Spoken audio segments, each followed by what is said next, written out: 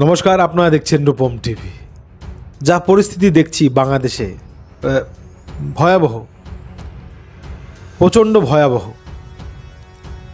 মানে আওয়ামী লীগকে দেখলেই পেটাচ্ছে সেখানকার জনতা। এবার সেখানে বিএনপি আছে, জামাত আছে, ছাত্ররা আছে, পেটাচ্ছে কিন্তু আওয়ামী লীগকে। একটা ফেসবুকে জড়ো হওয়ার একটা কথা বলেছিল, পুরা পিটিয়েছে আওয়ামী লীগদের এইসব বিএনপি বা ছাত্ররা। শেখ হাসিনা বা মুজিবের মূর্তি ফটো সরানো হয়েছে বঙ্গভবন থেকে। এটা হচ্ছে পরিস্থিতি।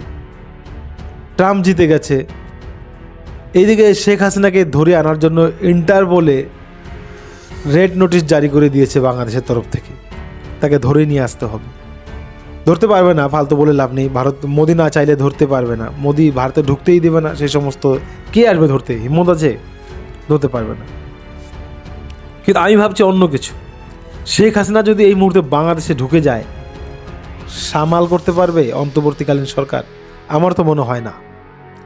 যত যাই করুন, যেদিন শেখ হাসিনা বাংলাদেশে ঢুকবে সেদিন কিন্তু ঠেকানো মুশকিল হয়ে যাবে। আর তখন কিন্তু আওয়ামী লীগ কিন্তু মাঠটা দখল করে নেবে। তো কবে শেখ হাসিনা ভারত ছেড়ে বাংলাদেশে ঢুকছে সেই অপেক্ষায়, সেই দিনটা দেখার অপেক্ষায় আমিও রইলাম।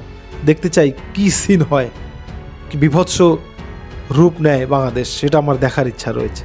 তো শেখ হাসিনা আসবে, অবশ্যই আসবে। এবার দেখা যাক কার দমটা বেশি, আওয়ামী লীগের না বিএনপি ছাত্র সমাজের। সকলে মিলে তো একটা জোট গঠন করেছে, মানে আওয়ামী লীগকে হারানোর জন্য। কিন্তু শেখ হাসিনা বাংলাদেশে ফিরলে হয়তো ছাত্র জনতা বা বিএনপিতে আটকাতে পারবে না, মনে তো হচ্ছে না।